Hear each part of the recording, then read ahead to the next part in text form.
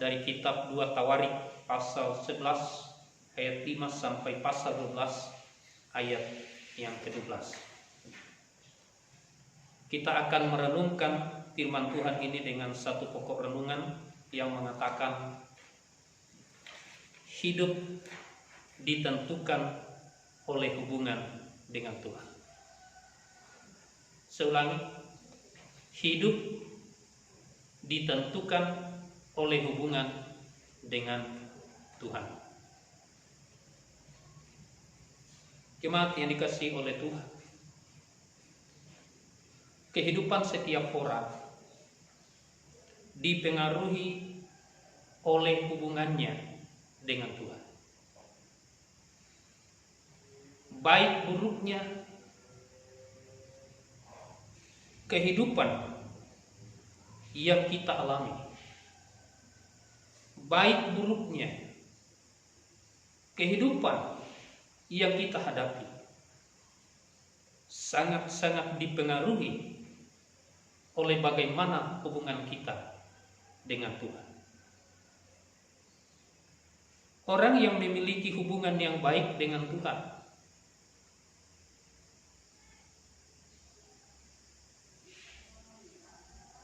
Tuhan akan memberi kemurahan di dalam melaksanakan tugasnya. Orang yang memiliki hubungan yang baik dengan Tuhan, Tuhan akan memberi kemurahan di dalam usaha dan pekerjaannya. Orang yang memiliki hubungan yang baik dengan Tuhan, Tuhan akan menolong orang itu dalam menghadapi berbagai tantangan, dalam menghadapi berbagai persoalan hidup. Orang yang memiliki hubungan yang baik dengan Tuhan, orang itu akan mendapatkan pertolongan dari Tuhan. Orang itu akan mendapatkan berkat Tuhan dalam usaha dan pekerjaannya. Orang itu akan mendapatkan yang baik dalam tugas dan tanggung jawabnya.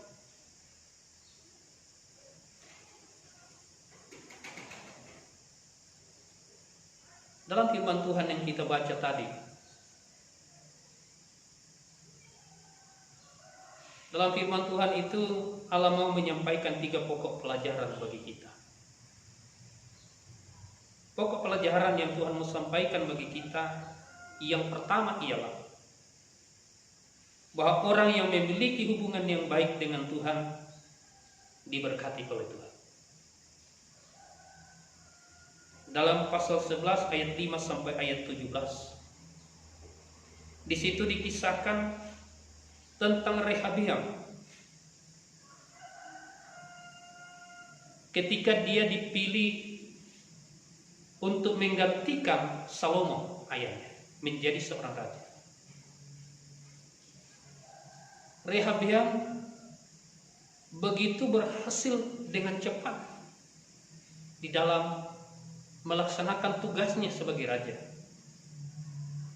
Dalam firman Tuhan tadi dikatakan bahwa dalam jangka waktu 3 tahun Rehabeam sudah mampu berhasil membangun peralatan-peralatan dan memperkokoh pertahanan bangsa Yehuda. Itu 3 tahun. Rehabeam hanya dalam waktu 3 tahun dia mampu membangun fasilitas-fasilitas untuk kebutuhan masyarakat.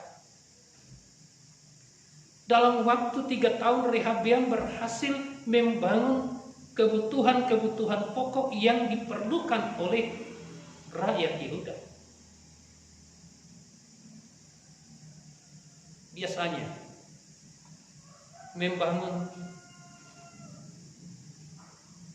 membutuhkan waktu yang cukup lama.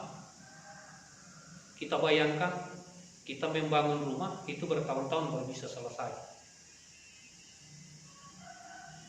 Di dalam persekutuan kita membangun gereja itu bertahun-tahun baru bisa selesai, baru satu gereja.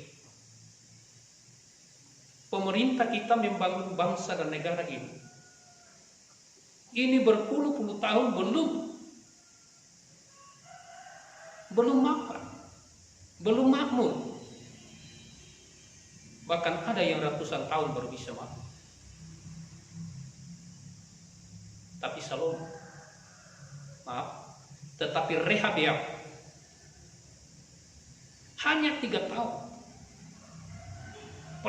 Alat-alat pertahanan negara itu sudah bisa dibangun, sudah bisa dipersiapkan, dan firman Tuhan katakan bahwa sudah sangat kokoh. 3 tahun dipersiapkan.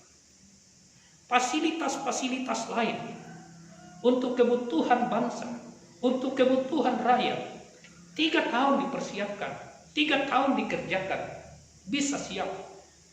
Kebutuhan-kebutuhan rakyat 3 tahun dipersiapkan, bisa siap. Mengapa Rehabeam begitu cepat melaksanakan tugas dan tanggung jawab itu dengan baik? Mengapa Rehabeam cepat berhasil? Hanya 3 tahun. Kalau kita memperhatikan firman Tuhan yang kita baca tadi, kalau kita memperhatikan ayat 16 dan ayat yang ke-17, ternyata bahwa ketika Rehabeam menjadi seorang raja, ada sesuatu yang luar biasa yang terjadi di kerajaannya. Ayat 16 firman Tuhan katakan bahwa segenap orang Israel datang ke Yerusalem mengikuti orang-orang Lewi. Siapa orang Lewi? Orang Lewi adalah orang-orang yang dipanggil oleh Tuhan secara khusus untuk membulatkan hatinya melayani Tuhan. Orang-orang Lewi adalah orang-orang yang diasingkan oleh Tuhan untuk membaktikan seluruh hidupnya melayani Tuhan, mempersembahkan korban-korban, mendoakan umat, mendoakan pemerintah, dan lain sebagainya. Ketika Rehabeam menjadi raja, seluruh orang Lewi yang ada di tanah Israel berkumpul ke Yerusalem, berkumpul ke Yehuda, dan di sana mereka melaksanakan tugasnya. Setiap waktu mereka membakar korban untuk Tuhan di sana, setiap waktu mereka memimpin ibadah dan mengajak seluruh rakyat untuk menyembah kepada Tuhan.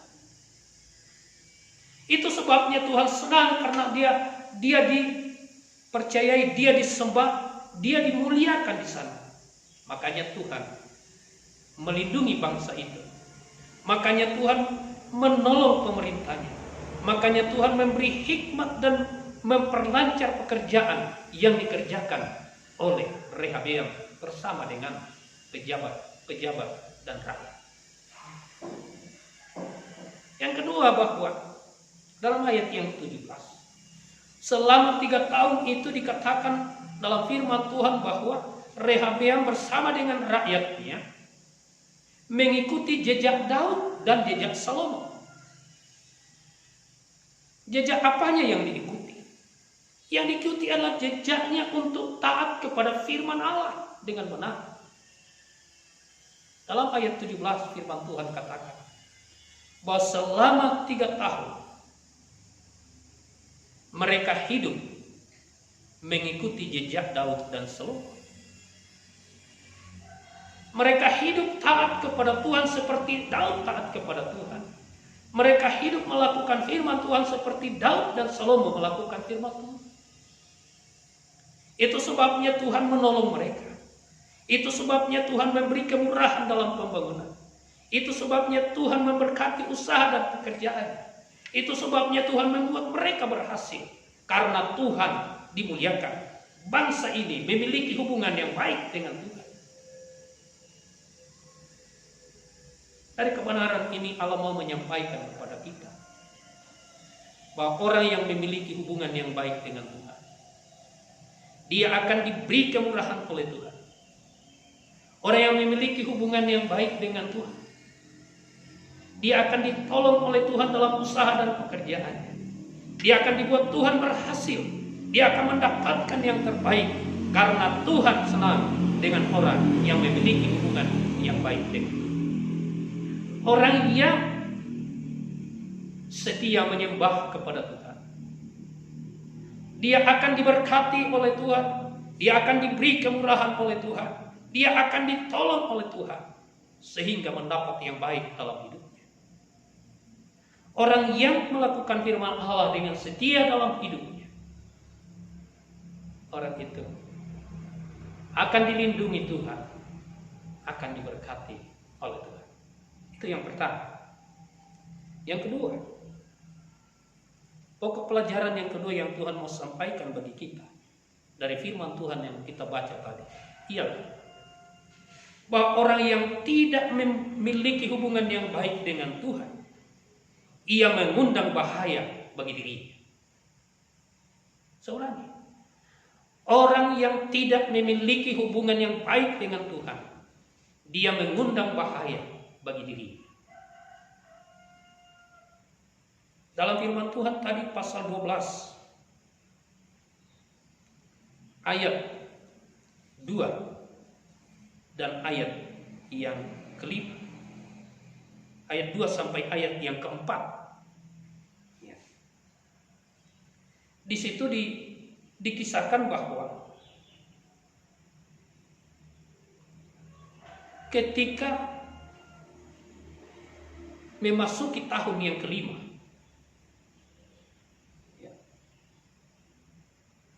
Raja Mesir yang bernama Sisa memimpin tentaranya untuk datang memerangi bangsa Yehuda, dan mereka berhasil mengalahkan bangsa Yehuda.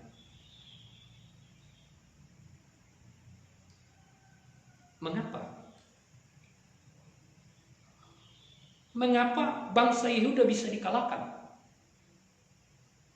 Kalau kita memperhatikan bagian pertama tadi, Tuhan menyertai mereka. Tapi mengapa di tahun yang kelima mereka dikalahkan? Di mana penyertaan Tuhan? Kalau dari tahun pertama sampai tahun ketiga, mereka begitu luar biasa karena ditolong dan diberkati Tuhan. Mengapa di tahun yang kelima mereka dikalahkan? Di mana pertolongan Tuhan? Bapak Ibu Saudara,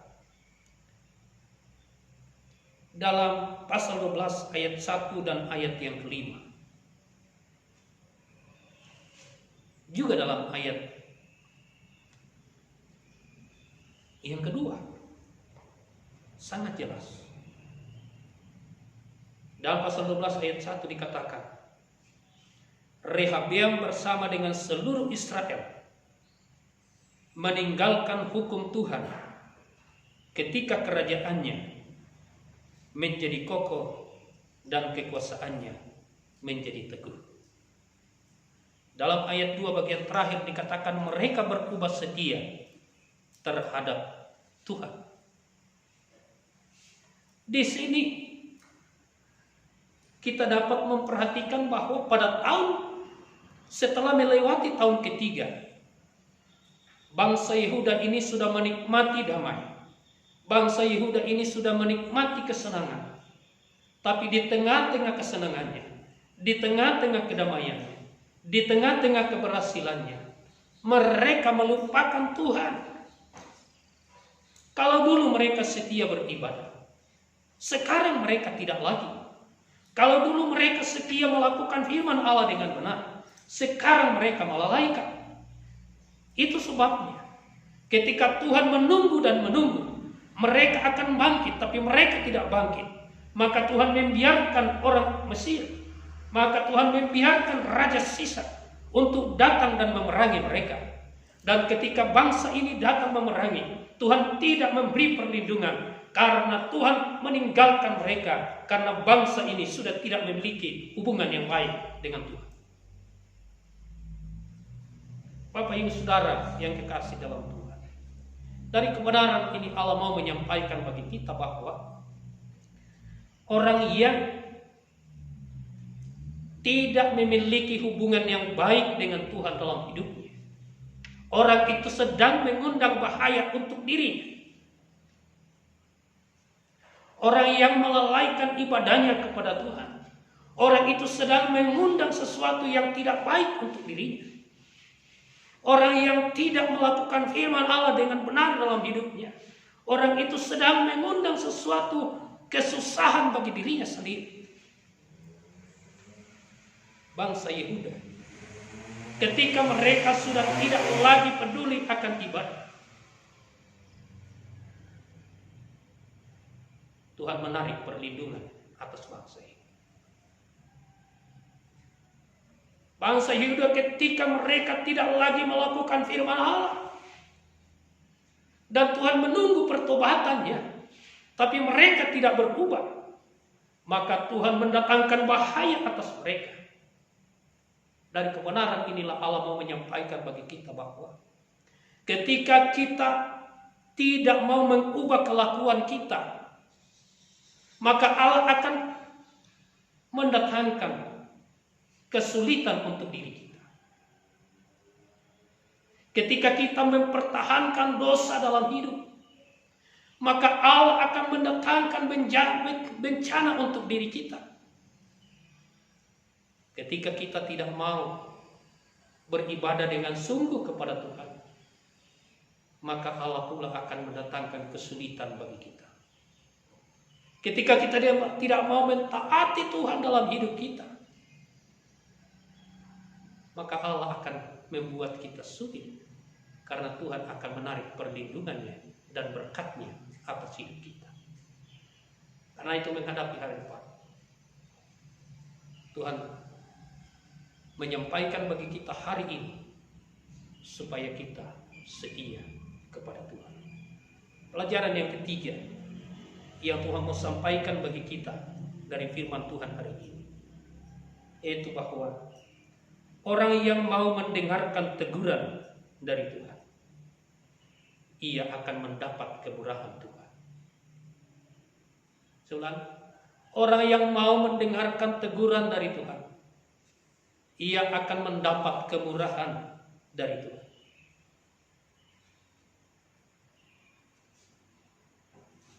Dalam pasal 12 ayat 5 sampai ayat yang ke-12,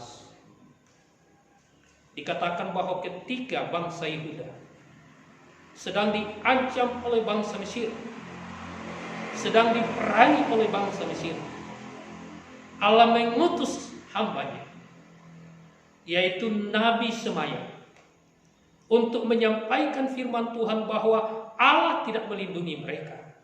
Karena bangsa ini sudah meninggalkan hukum Tuhan, Allah tidak melindungi bangsa ini.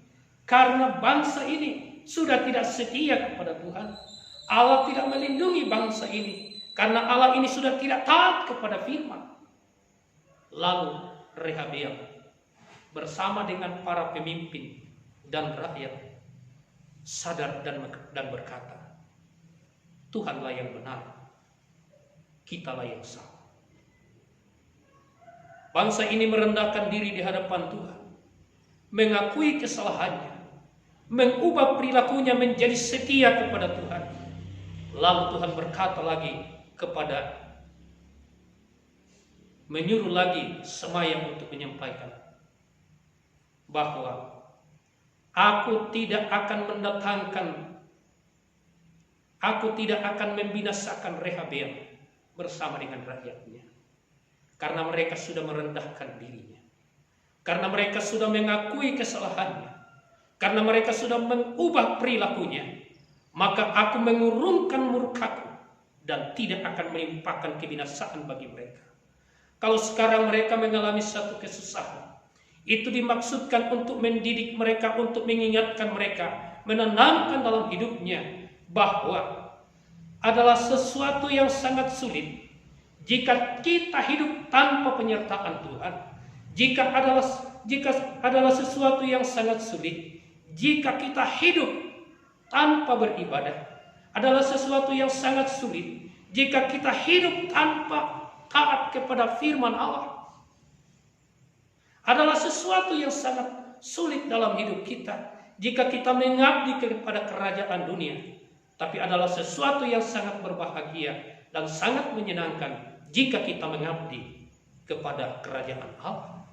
Jika kita taat kepada firman Tuhan, jika kita melakukan firman Allah dalam hidup kita. Adalah sesuatu yang sulit ketika kita mempertahankan dosa. Tapi adalah sesuatu yang sangat menyenangkan ketika kita mengubah perilaku kita hidup dengan benar di hadapan Tuhan.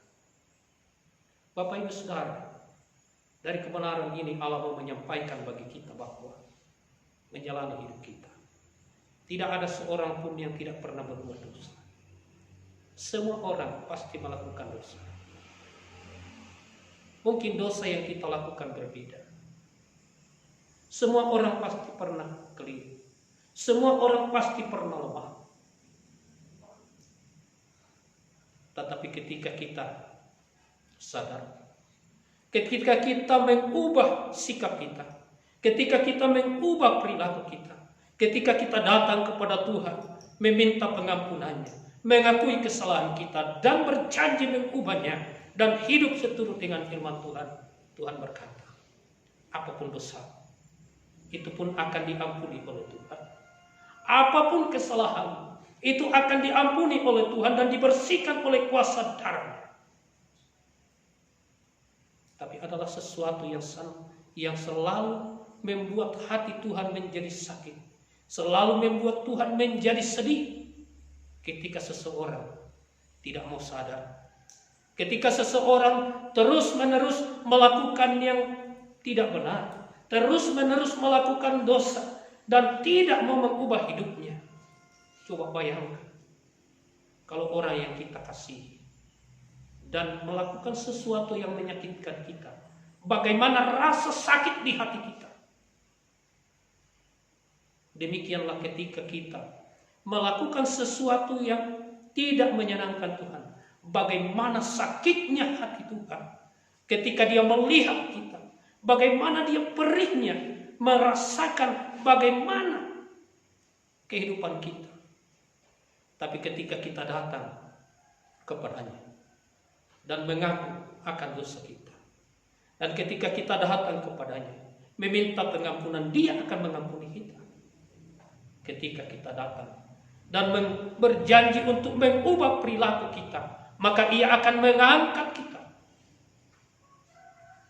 sehingga kita hidup layak, sehingga berkat kita, hidup kita dibaharui oleh Tuhan, masa depan kita dibaharui oleh Tuhan, dan berkat kita dipulihkan kembali. Bapak Ibu Saudara, setia kepada Tuhan. Tuhan memberkati kita dengan firman-Nya. Amin.